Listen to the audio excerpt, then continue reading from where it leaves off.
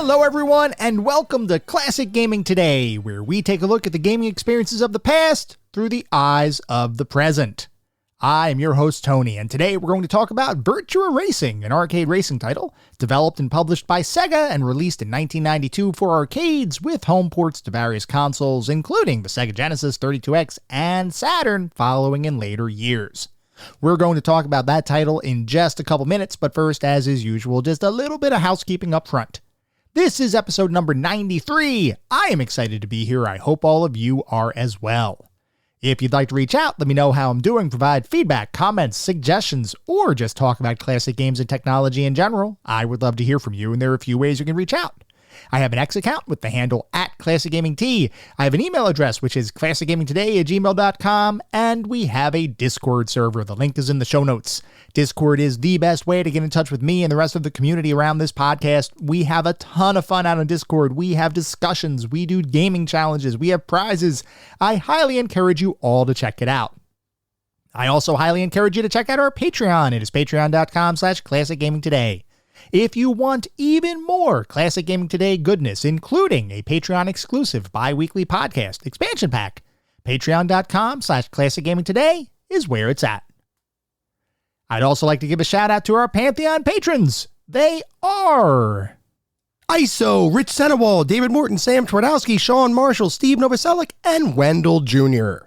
Thank you guys for supporting the show. Thank you all for supporting the show, whether you contribute monetarily or simply listen on a regular basis. I truly do appreciate all of the support. For anyone who may be new, welcome. I'd like to take a brief moment to go over the anatomy of an episode because, for the most part, all of our episodes follow a very similar format and structure. We will always start by talking about the history of the game in question, the historical context, how was the game made, why was the game made, and then we move into a pseudo-review kind of section. And I say pseudo-review because it's not like we assign a numerical ranking or star counts or anything like that, but we do talk about every single game from several different perspectives. We take a look at the graphics. How does the game look? The sound and music. How does the game sound? The narrative and/or story, if the game has one. Playability and controls, and overall feel. What does it feel like to play the game today versus when it was released 20, 30, maybe even 40 plus years ago? We do all of that to reach a verdict as far as how well the game holds up today. And to do that, we assign each game to one of several categories. At the very top of our list is the Pantheon of Classic Gaming. If a game reaches the Pantheon, you know it is that darn good. It is a certifiable classic. You should go out of your way to play those games today. Just beyond the Pantheon are our golden oldies. These are still really good games. I still highly recommend you play them, especially if you enjoy the genre in which the game exists. You should have a good time. They're not quite Pantheon level, but they are still really good experiences, and I still highly encourage you all to play them today. Beyond the golden oldies, we reach our mediocre mentions. This is where we start getting into the realm of games that I cannot recommend to the broad game-playing population. They might have aged a little bit, might have had a couple of issues to begin with. You may still have a good time, especially if you enjoy the genre in which the game lives. By all means, give it a go. But I cannot recommend these games to the broader population. And then beyond the mediocre mentions, we reach the footnotes. These are the games that are best left in the annals of history. I have played them, so you don't have to. I cannot recommend anyone play these titles today. They have either aged incredibly poorly, or they may not have been all that great to begin with. With that out of the way, we're going to start talking about the game of the day. That is Virtua Racing.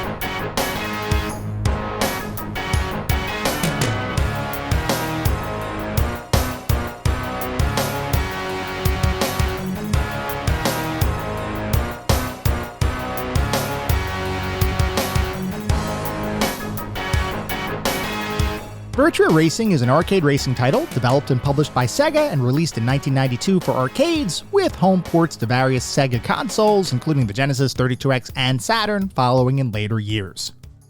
Before we can talk about Virtua Racing, we need to take a step back to talk about Sega's long history of arcade racing game development. And to do that, we have to talk about a couple of incredibly influential Sega game designers, and two individuals who would become absolute legends in the video game industry: Yu Suzuki and Toshihiro Nagashi. Before we get to Suzuki and Nagashi, though, I should mention that the history we're about to cover was discussed, at least in part, during our discussion on Daytona USA, which itself is an ancestor of Virtua Racing. Longtime listeners might recall some of the information we're about to cover, but hopefully it serves as a refresher in advance of our deeper dive discussion into Virtua Racing. Anyway, to start our journey, let's begin by talking about Yu Suzuki, an incredibly influential game and hardware designer who, over the course of his multi-decade career, has been responsible for countless innovations and memorable experiences that both home console gamers and arcade goers from the 80s and 90s hold in high esteem. Back in the late 70s, though, Suzuki hadn't yet broken into the video game industry. He was simply a student at the Okayama University of Science, where he studied, amongst other things, video game and computer graphics. In fact, his final thesis while at university focused on that subject entirely, as he researched and provided his own assertions about how 3D graphics could potentially be used in video games. Now, I probably don't need to call attention to this, but I'm going to say it anyway. This is the late 70s, perhaps early 80s we're talking about here. The concept of 3D graphics in anything wasn't really a thing yet, short of research institutions and military agencies who were typically on the bleeding edge of technology, especially as it related to computer hardware and its application to the real world, like what you might see in advanced, for the time, flight simulators. Suzuki, as a college student, was thinking about 3D graphics in a time when some of the most advanced and beloved arcade games in the world used the equivalent of 1-bit visuals with flat pixel sprites. That is kind of amazing to me. While I don't know exactly how deep Suzuki went with his 3D research, I do know that it set him up pretty well to enter the video game industry, which is what led to him joining Sega in 1983 as a software developer. Shortly after joining the company, Suzuki would be given the opportunity to work on his first game, a decidedly two-dimensional boxing title called Championship Boxing, which was slated to be released for Sega's very first home console, the Sega SG-1000, in 1984. You know how oftentimes when someone sits down to do something they've never done before, there's a bit of a learning curve, and oftentimes your first effort isn't all that successful in comparison to later works? Things like television pilots, where most of the time the content, structure, and overall ebb and flow of the show is dramatically different and often less likable than how those shows would eventually evolve. Well, interestingly, Yu Suzuki must have never heard of that concept because his very first effort was so technologically impressive that Sega executives decided that Championship Boxing couldn't simply stay a title on a home console. They needed to release it in arcades. Longtime listeners will likely recall various discussions we've had around the disparity in power between arcade games and home consoles around this time, with the former oftentimes being far more powerful both in terms of graphics, sound, and general gameplay than the latter. Home consoles would have popular arcade titles on their systems, sure, but those home efforts were usually scaled-down ports designed to fit within the limitations of home hardware at the time. Championship Boxing, by contrast, began its life as an SG-1000 game, and it was so advanced that the leadership team at Sega wanted to go in the opposite direction and install the game in arcades. But, and here's the kicker, rather than upscaling the visuals or sound or adding more bells and whistles to the title, they decided that it was so good in its base form that they would simply open up an arcade cabinet, effectively slap the same SG-1000 you might be playing in your living room inside that cabinet, and then call it a day. That is just bonkers to me. Not only did it buck the trend of arcades being the place for the best games, but it also was the result of the creation of someone brand new to the video game industry. Absolutely crazy. As you might expect, Suzuki's early success was almost unheard of, and it ended up being so profound that he was promoted to a project lead position before he even reached his first anniversary with the company. With that newfound responsibility, Suzuki had to figure out what he wanted to focus on for his next game. At the time, he was very interested in racing, and in particular was an avid motorcyclist. So he decided to combine those two passions into a singular vision, as he began to work on his next title, Hang On, which would end up being released in arcades in 1985. Hang On itself was an incredibly influential game for a number of reasons. First off, Suzuki's design vision was unlike nearly anyone else in the industry at the time, in that he wanted to create games using three-dimensional technology rather than remaining content with the two-dimensional standards of the time. Recall that his university thesis was focused on exploring just that, 3D graphics in video and computer games. He took that early passion and decided early on that he needed to figure out how to make that fit within his newfound job responsibilities. The only issue was, 3D technology the way Suzuki envisioned it, and the way we'd all come to know it, simply did not exist in the mid-80s. Many developers might sit back and say, okay, fine, I'll hopefully revisit those concepts later. But Suzuki is not like many developers, so rather than let that technological hurdle deter him, he decided that he would still design the game in 3D, but he would then convert it into 2D, and using specialized sprite scaling and rotation hardware called the Sega Superscaler, would create the illusion of a 3D experience. And that Superscaler hardware, by the way, was something Suzuki ended up helping to design as well. Meaning, he realized that the hardware to fully enable his vision didn't exist yet, so he actually sat down to contribute to its creation himself. At this point, you might be thinking to yourself, hardware that scales and rotates sprites to create the illusion of a 3D experience.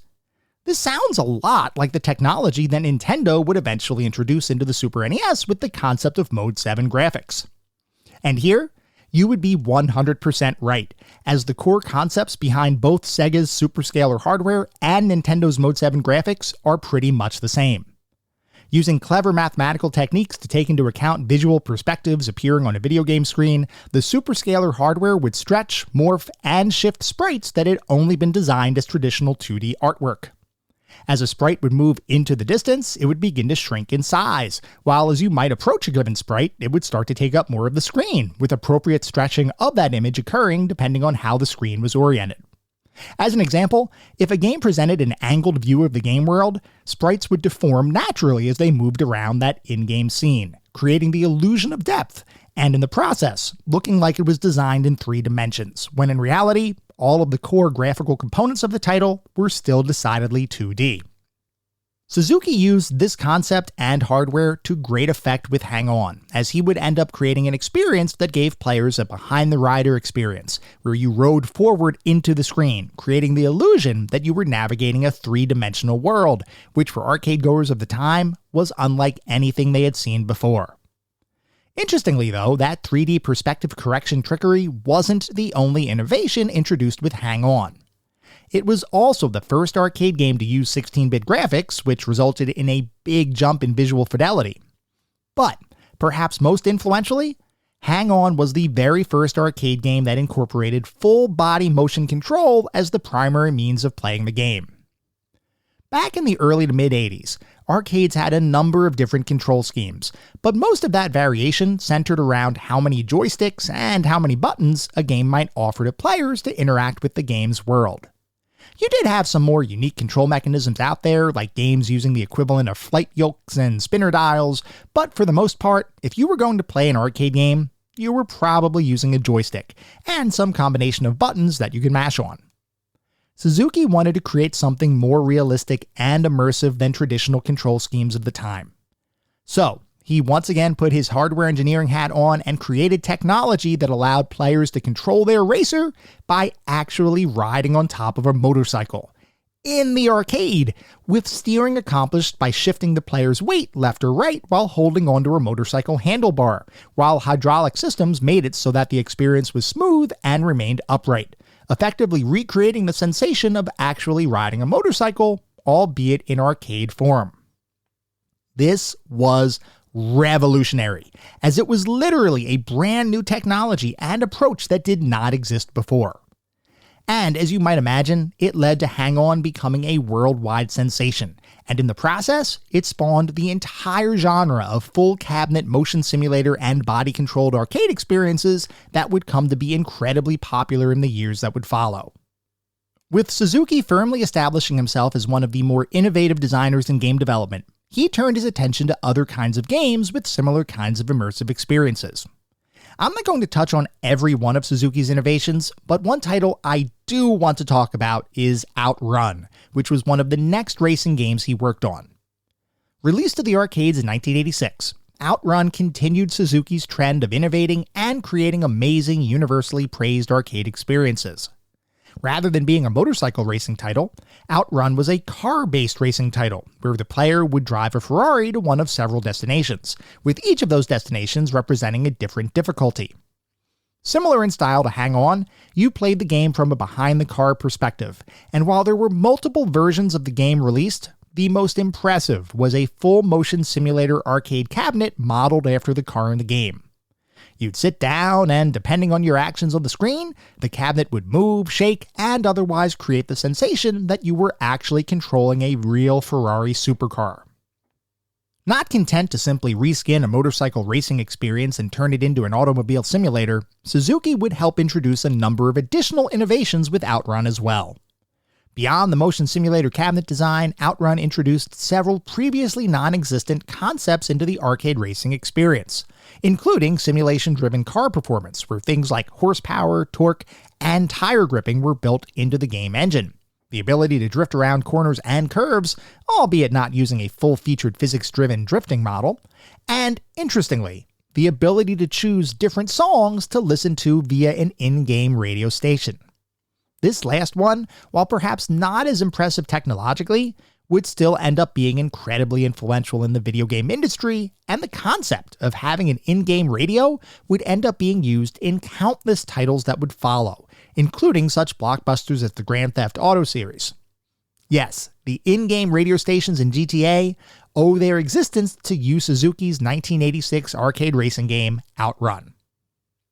In what was becoming a bit of a pattern, Outrun was so advanced and the quality and speed of the graphics were so intense that Suzuki once again had to work with the hardware team to create a brand new arcade board just for this game. In what was also becoming a bit of a pattern, Outrun would end up being a huge commercial success as it shot up the sales charts to become Japan's highest grossing arcade game of 1987. Following the release of Outrun, Suzuki continued to work on innovative arcade technology, spearheading the development of multiple arcade hardware platforms with ever-increasing capabilities, while also continuing to rise in Sega's corporate ranks. Fast forward to 1989, and Suzuki was leading a large team of developers, designers, and other industry creatives, while Sega itself was starting to restructure its arcade division, standing up a number of amusement machine research and development teams whose purpose was to innovate and release technologically advanced arcade games. In what was pretty much a no-brainer kind of move, Suzuki would end up being made the general manager of one of those teams, known internally at the time as the R&D 2 team, which would otherwise come to be known as Sega AM2. And it was also around this time that Suzuki decided to hire a new designer onto his team, as he continued to try to find the best and brightest talent in the industry to create experiences that nobody had ever seen before. That drive to work with the best of the best, to deliver the impossible, is what resulted in Suzuki hiring a recent college graduate by the name of Toshihiro Nagashi to the team. Nagashi had recently graduated from Tokyo's Okkei University, a creative arts-based college, and Nagashi himself studied the practice of film creation, eventually graduating with a degree in movie production in 1987. Upon graduation, he was looking for his first job, and like many aspiring film students with a penchant for creativity around this time, he ended up landing not in Hollywood, but instead at Sega, where he was Yu Suzuki's latest hire into the brand new Sega AM2 team at the company. When Nagashi joined the company, the Sega arcade division was nearing an inflection point, driven primarily by the fact that the Sega Genesis had just recently released, and like we've talked about in other episodes of the podcast, the Genesis was looked at as the first home console that could truly capture and recreate the arcade experience in the comfort of players' living rooms.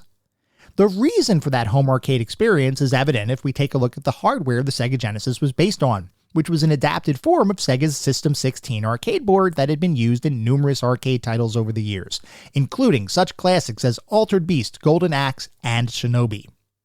With the System 16 board, Sega released some truly beloved arcade titles, and the fact that they were able to take that technology, tweak it a bit, and then embed it in their 16-bit Genesis console made it so that players really did have access to home ports of titles that were very similar to their original arcade-based versions. This was a boon for Sega's home console market, but also had a side effect on their arcade division. The thought within Sega's team at the time was, why would someone go out to the arcade and spend their hard-earned quarters when they could get roughly the same experience at home over and over again if they so desired? The answer, it turns out, was that Sega had to offer arcade goers something they could not get at home, and this overarching decision is what led Sega to begin really pushing its arcade hardware into more of a 3D focus, with games that would feature full 3D polygon-driven engines, as opposed to the sprite-based two-dimensional games the company and the rest of the industry had primarily been known for up to this point. So, Sega decided to revamp the hardware in use for their arcade titles, which is what led to the creation of the Sega Model 1 arcade system, an incredibly advanced for the time 3D-based arcade technology. The only question was, what game could Sega create to really show off the power of their new Model 1 hardware? And here, the team once again came together to begin brainstorming, with Yu Suzuki suggesting that maybe the time was right to revisit, once again, the racing game genre, a style of game that, like we talked about, Suzuki had a lot of experience and success with. The rest of the team agreed that this would be something worth exploring, and with Suzuki assigning himself as the director for the title, and Sega AM2's newest employee, Toshihiro Nagashi, slated to be its designer, work on the game that would eventually be known as Virtua Racing got underway. Similar to other Yu Suzuki arcade racing games, Virtua Racing was designed to allow players to sit in a full-scale motion simulator, this time modeled like a Formula 1 race car cockpit, which is the style of racing the game would be based upon. Formula 1 racing, for those who may be unaware, was the most popular type of automobile racing in Japan at the time, and involves drivers sitting in an open-air vehicle with large wheels, using those vehicles to navigate around racetracks built with tons of curves and turns. Virtua Racing would represent Sega's implementation of Formula 1 racing, albeit in arcade form. Anyway, while players sat in their arcade race car simulator, they would have the ability to steer their car around several different tracks, while force feedback steering wheels, thumping subwoofers, and other mechanical effects would play in concert with the action on the screen to create an experience that was unlike other racing titles of the time. Because of the integration of mechanical devices and true three-dimensional visuals, players truly felt like they were a Formula 1 race car driver, complete with actual tactile feedback that allowed players to feel every rumble and swerve of the road as they raced against other players and computer-controlled drivers. Like I mentioned, Virtua Racing would be the first game created for the Sega Model 1 arcade system, and unlike prior arcade racing games that Suzuki had created, would feature a true 3D, polygon-based world with every single object created with 3D technology. And when I say every object was created with polygons, I legitimately mean every single object was 3D, something that up to this point had very rarely been accomplished before. Sure, there were some examples of other 3D racing titles, but because Sega wanted to one-up their competition, they designed their Model 1 arcade board to process nearly 3 times the number of polygons as competing systems, creating a sense of speed and scene density that was simply unheard of. Now, I should mention, and we will talk about this more a bit later, that the game's visuals were based solely on the concept of flat-shaded polygons, meaning, rather than using texture mapping or other visual effects that would become prevalent in later years, Virtua Racing's graphics consisted of three-dimensional surfaces that would be painted with a single color, with the complexity of each scene being driven by the number of polygons displayed on the screen, not necessarily the detail on each polygon. The thing is, though, because of how many polygons were on display, and because of the unique artistic direction for the title, Virtua Racing's visuals never looked out of place or like they didn't belong in the game. In fact, they looked advanced in comparison to other racing titles, despite the fact that every object in the game lacked any sort of texture. We'll talk more about my personal opinion of those graphics in just a little bit, but suffice it to say, Sega's art direction wowed many gamers at the time. So, the AM2 team had a vision for the title, and they knew they were going to give players all of the bells and whistles that would come along with motion simulator-driven racing titles. But this was the first time the team was working in a true 3D environment, and despite the fact that Yu Suzuki always had a knack for 3D and a desire to use 3D graphics in a game, he had never actually implemented a true three-dimensional experience before. Here, though, AM2's newest hire would prove to bring a unique perspective, literally, to the game's design. Recall that Toshihiro Nagashi had gone to school to study film production, with a focus on how to use cinematic techniques to frame and create scenes that would appeal to moviegoers. Well, that film production theory also came into play during the creation of Virtua Racing, as he was able to use his knowledge of framing scenes in a 3D space to better design the player's interactions with the 3D world, including adding several different player perspectives that could be cycled through based on an individual player's preference. Rather than providing solely a behind-the-car view of the action, as was typical in Yu Suzuki's prior racing titles, players could now choose from one of 4 different viewpoints to swap between during gameplay. Beyond the traditional behind-the-car view, players could also choose from a couple different zoomed-in and zoomed-out camera angles, with even a true first-person perspective available for aspiring racers, further creating the sensation that you were a real-world driver on these real tracks. This multiple perspective gameplay mechanic was so influential and so well designed that all Sega arcade racing games released after Virtua Racing would adopt the same viewpoint swapping system, as would countless other arcade titles that themselves would become influenced by Virtua Racing. Eventually, work on the title would complete and Virtua Racing would release to arcades around the world in 1992, with several revised versions following that added even more features to the base experience. While the original release of the game would feature, in its most traditional form, a 2-car dual cabinet racing experience that could be linked up with 4 other dual cabinets to allow for 8-player races, subsequent releases would focus on delivering single-player racing cockpits that could also be linked with other cabinets to provide a multiplayer racing experience for up to 8 racers. These single-player cockpits were released branded as Virtua Racing DX, which was the deluxe version of the title that included, amongst other things, the first use of a widescreen aspect ratio in an arcade game, ever, and the addition of airbags embedded within the racing cockpit that would inflate to varying degrees based on the action on the screen, and nudge players to make them feel like they were bouncing around the inside of a real Formula One racing car. That deluxe version was followed up a year later with yet another deluxe version, this one considered to be a super deluxe version of the title. Branded as Virtua Formula, that title featured even more advanced motion simulation, coupled with the addition of an absolutely behemoth 50-inch monitor for each individual cockpit. If you want to talk about immersive racing experiences, you really don't have to look much further than Virtua Formula. It was pretty much the cream of the crop in arcade racing titles at the time of its release.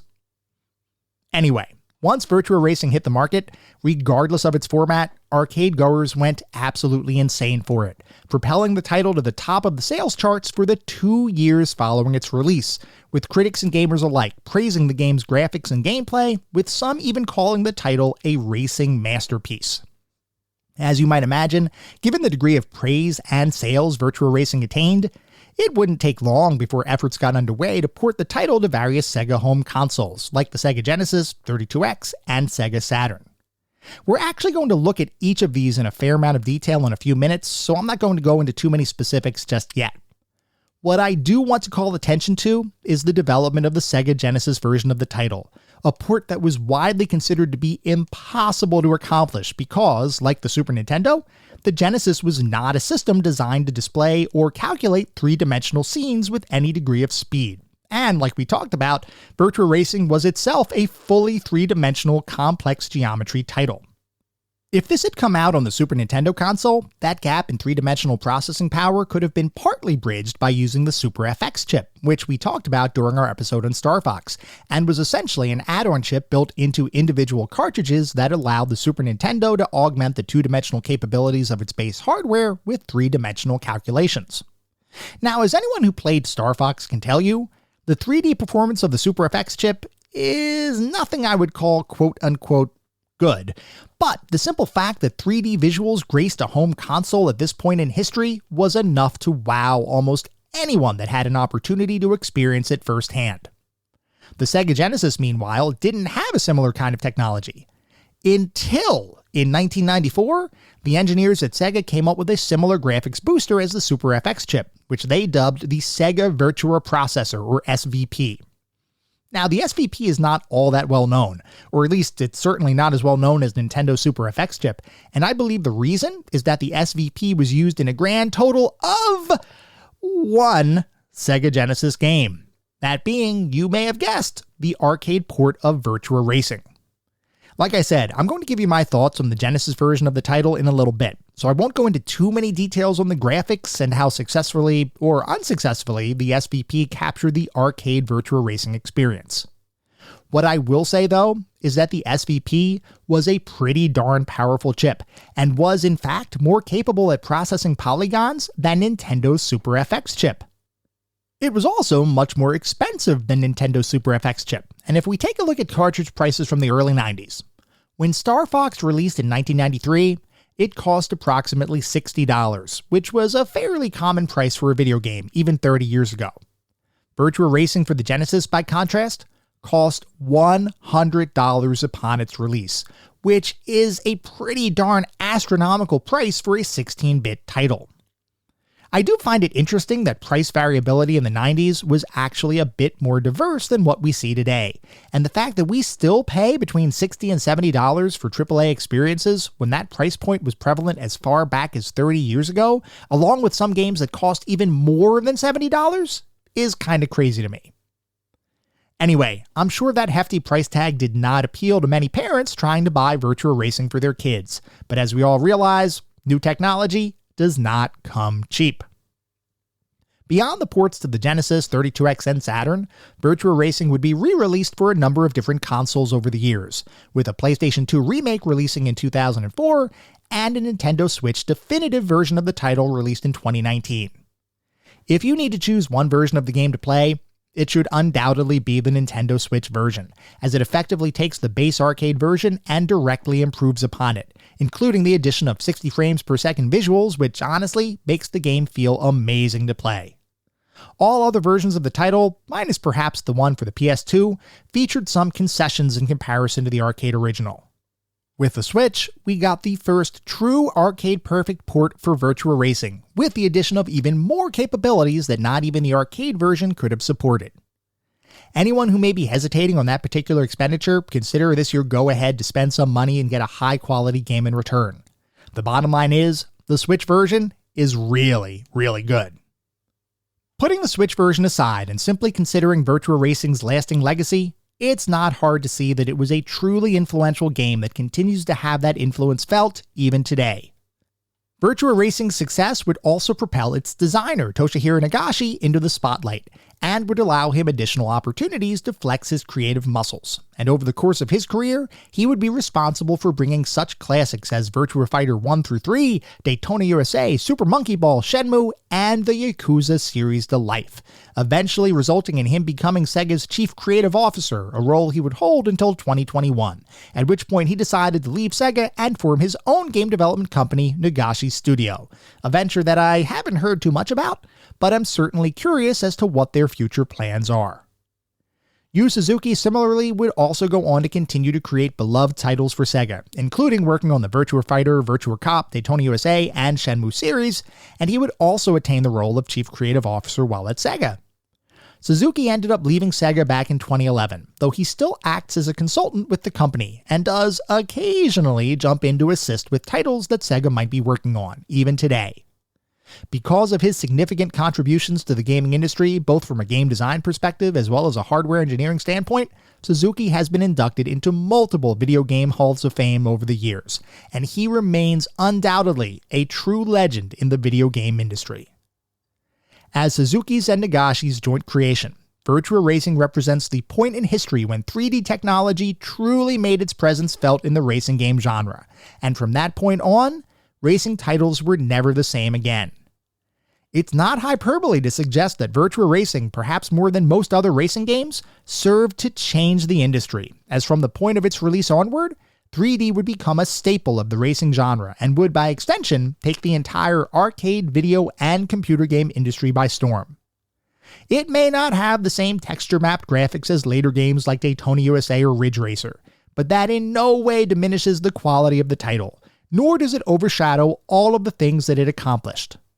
For many arcade goers of the early 90s, Virtua Racer will likely remain a permanent long-term memory, and for the gaming industry at large, Virtua Racing will undoubtedly continue to be remembered as one of the more influential and important racing titles of all time.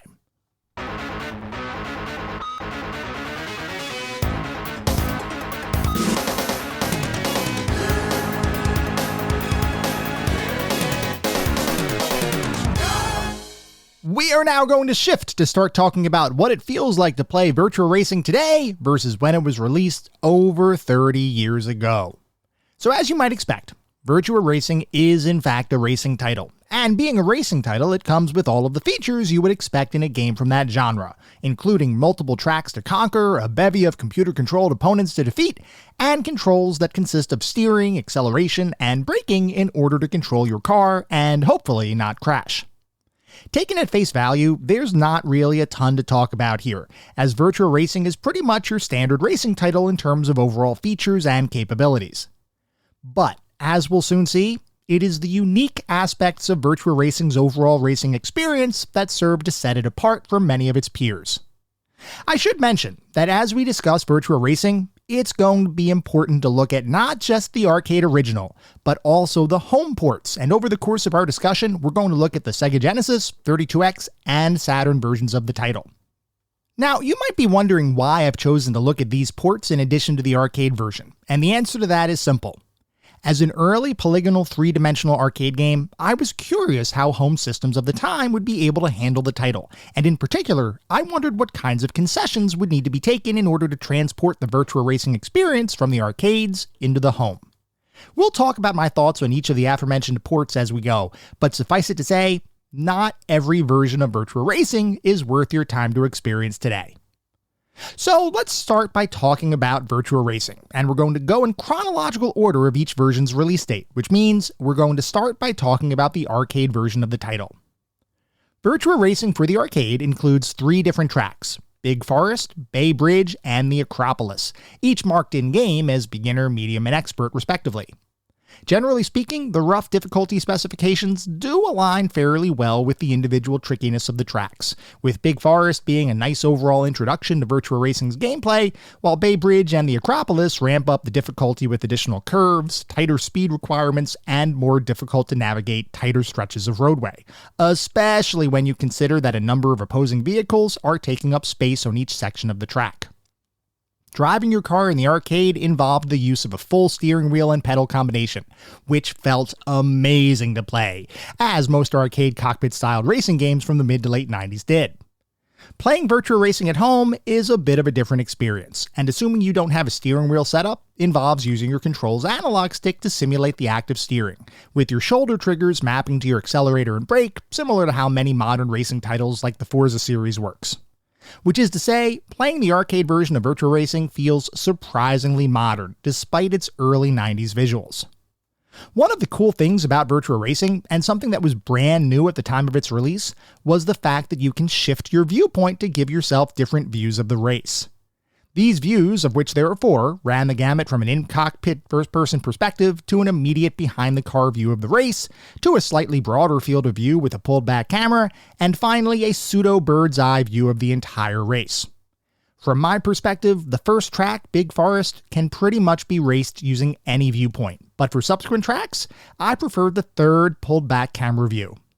I tried racing with the camera closer to the car, but because of the tight turns and crowded track conditions for those later tracks, I couldn't really get my timing down, so a broader field of view definitely helped as I raced around the tracks, attempting to achieve a first-place victory. Obviously, this is more of a personal preference, and I'm sure there are other people who may prefer a different camera perspective.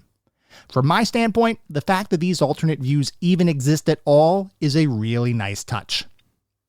Being an arcade racer, you might assume computer-controlled opponents would be devilishly difficult, and here you would be right, as the game seems designed to require perfection in any given race in order to stand a chance at winning. And note, when I say perfection, I don't mean this hyperbolically. I mean that if you make a single mistake at any point, I can almost guarantee you will not win the race that you're on. Now, I should mention that I played the game using an automatic transmission, and you do have the option of choosing a manual transmission instead, which ups your maximum speed, but also provides a more difficult control scheme for your vehicle. So it's entirely possible that expert manual transmission players might have a different experience than I did. But I can only talk about what I personally experienced, and my experience was absolutely one that required perfection in order to even remain competitive in the races. I spent hours playing the game, and over the course of those hours, I finished first place on the first track exactly once, with a margin of victory less than 1 second. On the second track, my highest finish was third place, while on the final track, I ended up getting fourth during my best run. To note, every single one of these runs involved literally zero mistakes, meaning no crashes, no spinouts, no bumping other cars. The only way I could have conceivably performed better was to become more proficient at reading the track and figuring out the optimum approach to acceleration, steering, and cornering around each and every turn of a given raceway. But to be honest, I'm not even sure how much that would have dramatically improved my results. To illustrate why that is, let's talk about the final course, the Acropolis, and the best race I had on that particular track. First, though, I should note that the general structure of the game follows many arcade racers, which is to say, each race consists of a series of laps, in this case 5, and as you make your way around each track, a number of checkpoints are included where, assuming you reach them, you'll get additional time added to your countdown clock. If the clock reaches 0, the game simply ends, and you end up not completing the course. As long as you have time on the clock, though, you at least have a chance of finishing the race. And in this instance, finishing the race is pretty much as good as winning, because the timing requirements on the final track, the Acropolis, borders on obscene. During my best race on that course, I took every turn speedily, but with care. I accelerated on every straightaway, and I even shaved a couple seconds off the clock by maintaining the inside lane as I made my way around the track. As a reward for my efforts, I ended up finishing the race in fourth, with 0 seconds left on the clock. Yes, a performance that was technically flawless was only good for fourth place, and represented a race time that was at the very top limit of what the game thought was an acceptable time. This has a few different implications depending on how you look at it. From one perspective, it's pretty clear that the game is not designed to focus on single-player gameplay, as the computer is vastly overtuned, so much so that winning a race is incredibly challenging.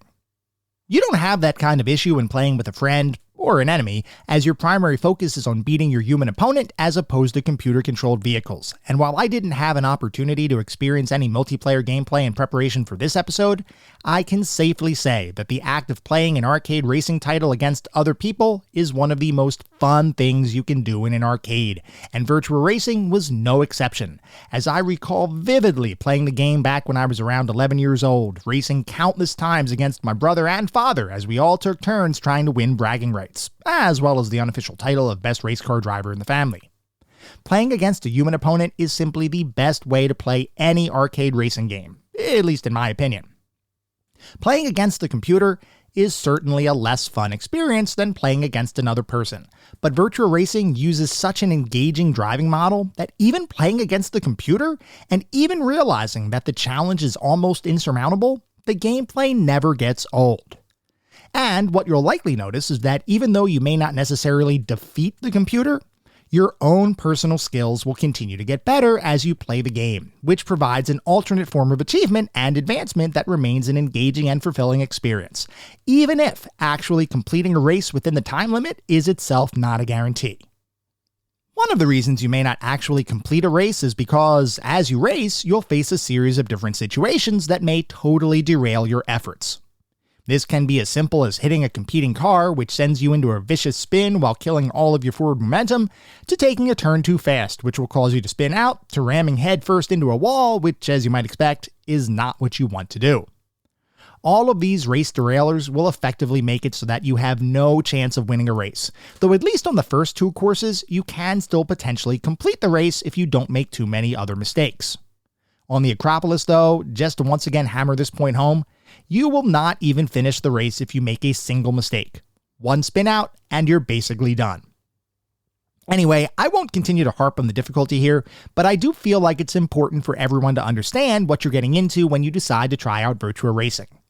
It's an incredibly engaging experience, but it is also about as difficult of a racing title as you'll ever play, at least if you want to finish near the top of the leaderboard. The arcade version of Virtua Racing is the baseline experience, and not to give things away too soon, it is also by far the best version of the game. But, like I said, I wanted to try several of the home console ports as well, so let's talk about a few of them and how they altered, and in some ways enhanced, the Virtua Racing formula. The first port to make its way to home consoles was the Sega Genesis version, and before I give you my thoughts on the title, I have to preface by saying that I think it's amazing that such a complex, three-dimensional title could even run at all on a Sega Genesis, especially given the speed that the game runs at. We talked about the Sega Virtua Processor, or SVP, chip earlier, which is the technology that actually allowed the Genesis to run the game, and I have a great deal of respect for the hardware and software designers that made that technology possible. That being said, holy cow, is this a rough port.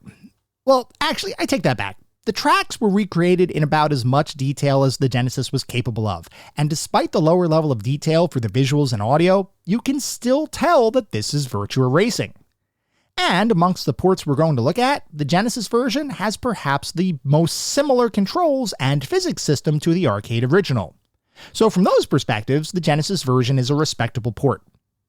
Where the wheels fall off, at least figuratively speaking, is trying to actually navigate your way around the individual tracks while attempting to pass opponents. The issue is that because of the lower resolution and graphical fidelity, the screen loses a lot of clarity in comparison to the arcade version. And for some reason, the gameplay feels dramatically faster than the arcade version, or perhaps the tracks are modeled at a somewhat lower overall size than the arcade courses. I'm not sure exactly what the issue is, but I found myself having a really hard time judging curves and speed, especially coming from having played the arcade version for hours in preparation for this episode. I can safely say that the controls feel similar to the arcade, and the graphics and audio are at least recognizable, but the pace of gameplay feels oddly erratic, which makes the racing experience a bit more haphazard, especially on the more challenging courses. Beyond that, the cars on the track are designed with an exceedingly low number of polygons, and graphical pop-in is pretty prevalent. That combines to create a situation where you might see what appears to be a graphical anomaly slightly ahead of you, which upon further inspection turns out to be an opposing racer. Because of the speed of gameplay, you'll approach that racer way quicker than you might otherwise expect, and unless you're used to the unique speed of the game engine, you may accidentally hit the car you're trying to pass, or even potentially careen off the course entirely as you attempt to avoid a collision. It's definitely something you need to get used to, and after some time playing the game, you can in fact begin to compensate for the way the Genesis version plays. But in comparison to the arcade version, I view the Genesis port as more of a technological achievement. A game that you would never expect could run on Genesis hardware, as opposed to a gaming experience that I would encourage everyone to try to play for themselves. In every respect, the 32X version of the title is dramatically better than the Genesis version, and in some instances, is even enhanced from the arcade original.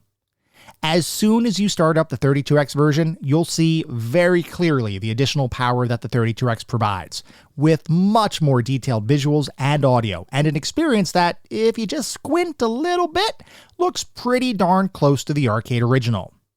It's definitely lower fidelity overall, but for all intents and purposes, it is very clear that this is Virtua Racing. The controls and physics, interestingly, appear to have been tweaked from the original version of the title, and it felt much easier to stay on the track at higher rates of speed than what you would experience in the arcade version of the game. This is a double-edged sword, because on one hand, the slightly less complex physics and controls make the game feel super fun to play with less frustration overall and a lower level of skill required to be successful. On the other hand, you do lose a little bit of the arcade feel with the 32X version, but honestly, if it ends up making the game more fun, does it really count as a miss? I'm honestly on the fence with that particular question, but what I can say is that if you pick up the 32X version, I don't think you'll be disappointed with the quality of the racing. One of the other reasons you won't be disappointed is because the 32X version is actually enhanced beyond the arcade version, and has a number of additions that, from my perspective, make this the definitive home version of the title. Rather than having a single car type at your disposal, you now have three. the traditional Formula One car, a stock car, and a new prototype that can reach higher speeds than either of those other two cars. What makes this intriguing is that all three cars utilize slightly different physics, with the stock car being a personal favorite of mine due to the fact that you can drift around tracks, which creates an entirely new feeling gameplay experience beyond the core game. Some of the most fun I had playing the various versions of Virtua Racing was drifting around the big forest course in a stock car and simply adjusting the angle of my drift to accommodate for any curves that were in my way. It was incredibly fun. Beyond the additional cars, the 32X version also has 2 additional tracks, Highland and Sand Park, bringing the total track count to 5. Between the additional tracks and cars and the fact that the gameplay is pretty darn awesome, the 32X version of the title is by far my favorite home port of the game, and I don't think anyone would have been upset playing this one back in 1994 when it was released. More upsetting from my perspective was the Saturn quote-unquote port, which in reality wasn't a port at all, but was rather a recreation of the game via a license that Time Warner Interactive acquired from Sega. The issue was, the development team didn't have access to the underlying Virtua Racing source code, so they ended up recreating the game based on observation rather than actual code. Meaning, they looked at and played the arcade version of the title, and based on that playtime and observation, they basically created a brand new game called Virtua Racing, in the hopes of making it look, feel, and sound just like the original. And here, you would expect potentially great results, since the Sega Saturn console was actually more powerful than the underlying hardware powering the arcade machine. This had the potential of being an arcade-perfect port, the true definitive edition of the home versions of the game. Only that did not end up happening, and somehow, the game ended up looking dramatically worse than it should have, and inexplicably having car engine sounds that approximated those found in 16-bit systems more so than the more realistic engine sounds from other versions of the title. The music was improved to feature CD-quality Red Book audio, but the controls and physics just felt off, and after playing the arcade version in both the Genesis and 32X ports, I can affirmatively say that the Saturn version is kinda the worst of the bunch, which is super surprising to me because the Genesis version runs on underpowered hardware, and the 32X version is running on a system that on paper shouldn't be able to generate nearly the same quality visuals or audio as the Saturn. Yet somehow, it does, and more importantly, it feels much better to actually play than the Saturn version. There were a number of other changes to the Saturn version as well, such as a reduction in the overall arcade course lap count from 5 to 4, a significant number of additional courses even beyond the 32X version, the inclusion of more car types, and a brand new mode, the Grand Prix, where you have to race through a lengthy season made up of a bunch of different races with a points-based leaderboard. As you race in the Grand Prix, you start at the slowest class of car and eventually work your way up to the more speedy and harder to control car types, competing in 10-lap circuits on each track along the way. While that mode sounds great in theory, in practice, it's a bit of a slog, as when you start the Grand Prix, you are forced to start at the slowest and easiest car class, which is so easy that you can routinely lap every other car in the course without ever experiencing even the possibility of a crash. I admittedly didn't race through every course and car type in the Grand Prix, because that would have been hours of my life spent without much gain, but what I did experience did not impress me. It's pretty evident that the Saturn version of the title was not a true port of the arcade original. It plays differently, its difficulty is all out of whack, and despite the power of the underlying hardware, it plays like a title that needed to make concessions to run on the Saturn, even though in reality, it shouldn't have needed to. Altogether, that makes the Saturn version of Virtua Racing a pale imitation of the original, and even with all of the extras included in this version of the title, it's not worth your time from my perspective. If you do want to play a non-arcade home version of the title, my choice is the 32X by far. It is simply the best port available, other than the Nintendo Switch one like we talked about, which is truly the definitive version of the game. But we're not here to critique the home ports of Virtua Racing, we're here to discuss the arcade original, and as we'll soon see, there is a lot to like about this one.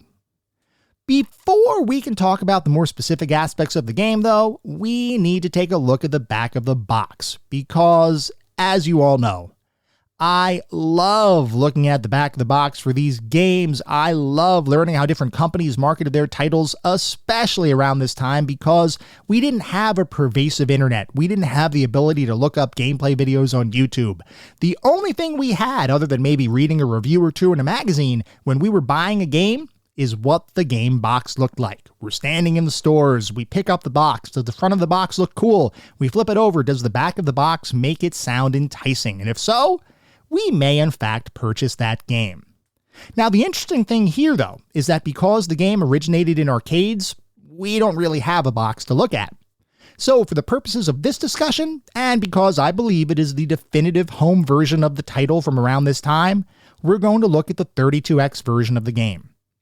So for Virtua Racing for the Sega 32X, the back of the box says, "The baddest Virtua Racing ever. The arcade and Genesis smash comes to the Genesis 32X with Virtua Racing Deluxe. Now choose any of 3 cars, Formula 1, stock, or prototype car, and race against the clock or against a friend. Experience the sizzling power of the 32X with Virtua Racing Deluxe. Only on 32X, 3 cars to choose from, Formula 1, stock, and prototype cars. 5 different tracks, 2 newly designed courses, test your skills. 4 playable driving views, select automatic or manual transmission, and 1 or 2 player split screen action."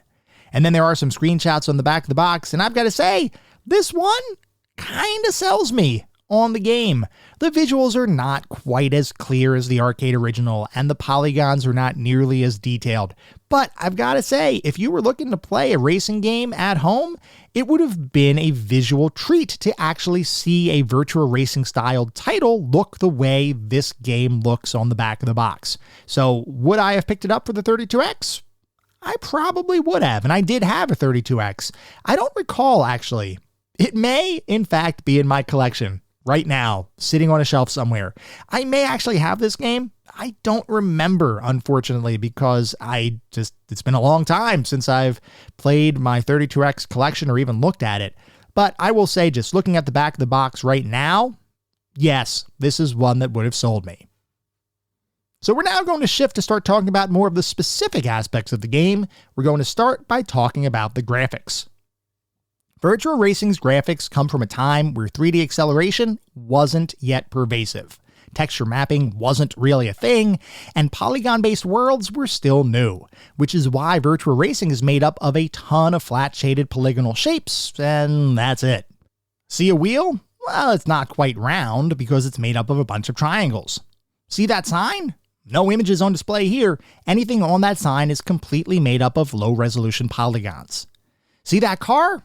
No ultra cool, shiny paint job or anything like that. You're going to see a bunch of triangles of various colors connected together into a car-like shape. And you know what?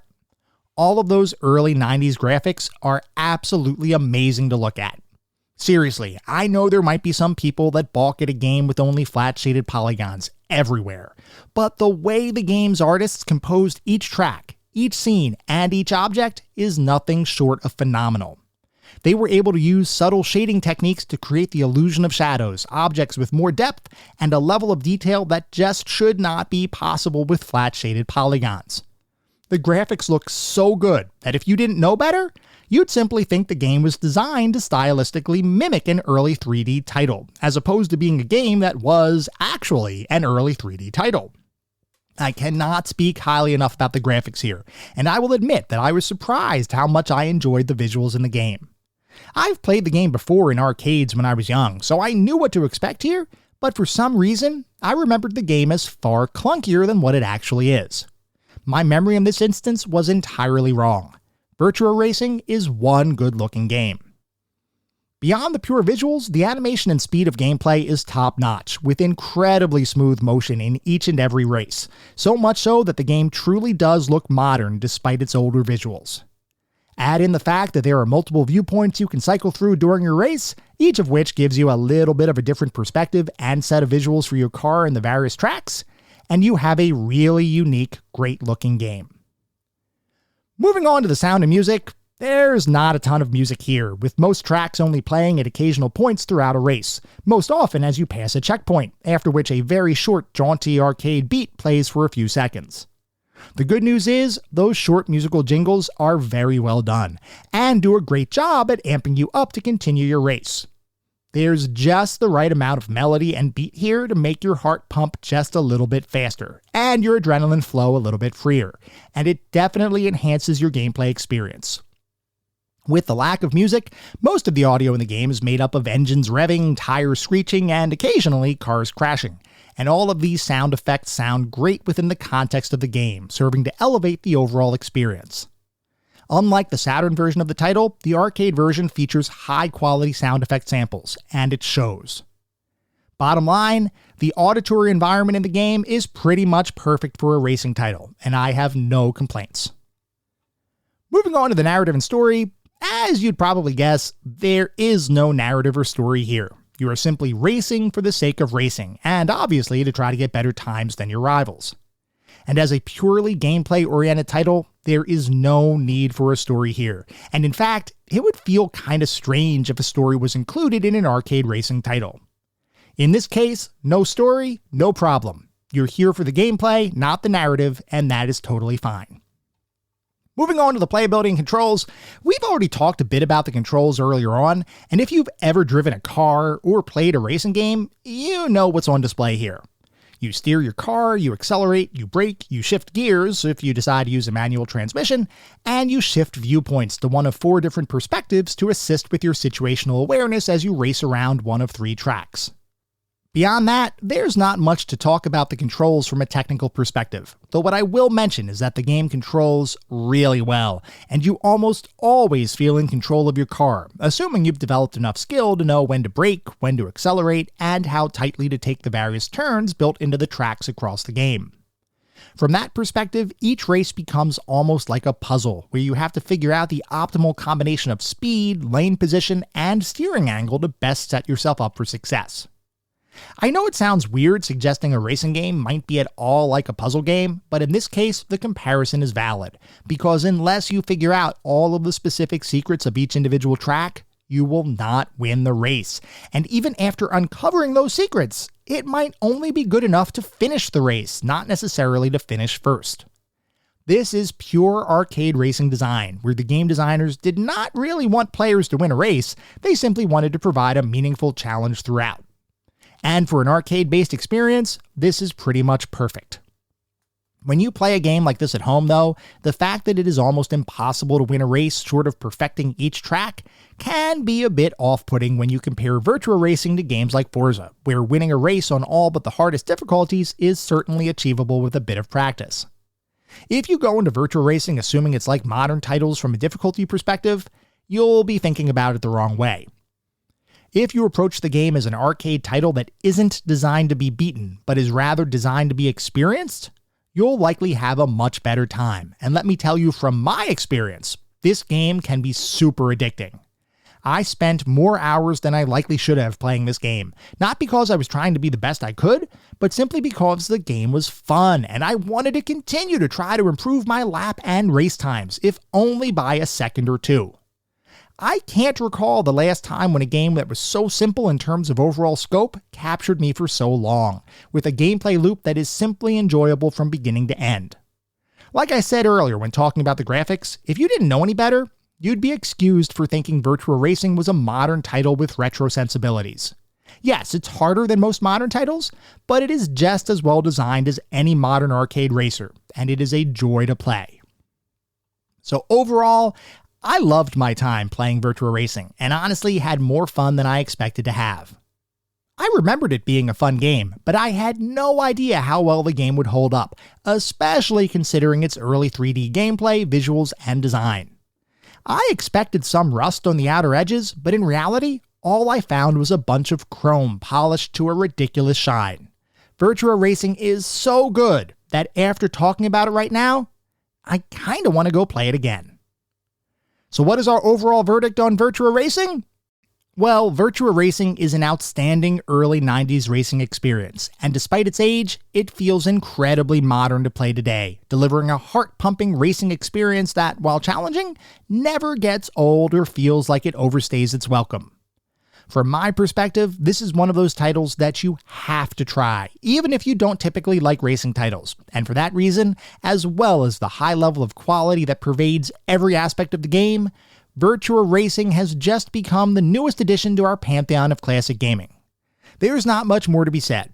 If you have even a passing interest in competitive arcade racers, and even if you don't, there's a lot to like here, and I highly encourage everyone to check it out as soon as you can.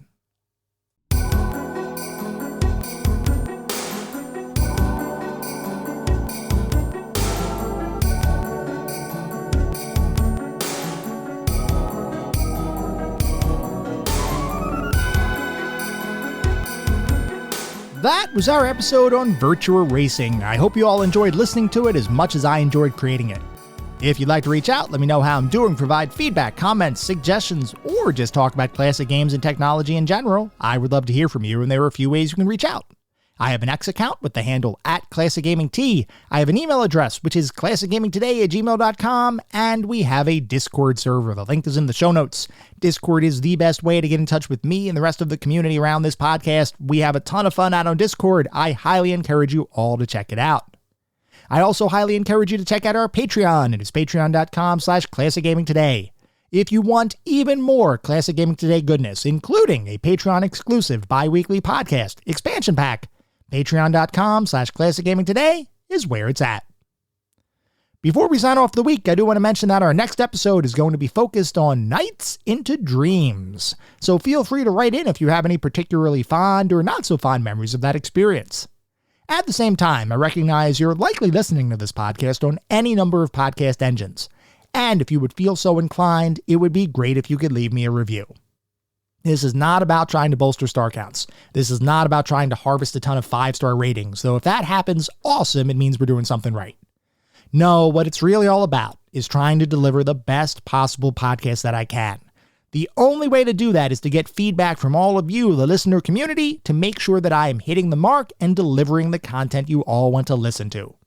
We get new listeners every single day, which is simply amazing. I want to continue to deliver the content you want, and I want to continue to try to make the best possible podcast I can. We'll be back in around a week with our next episode focused on Nights into Dreams. Until then, remember, sometimes the games of the past are just as good, if not better, than the games of today. Goodbye, everyone.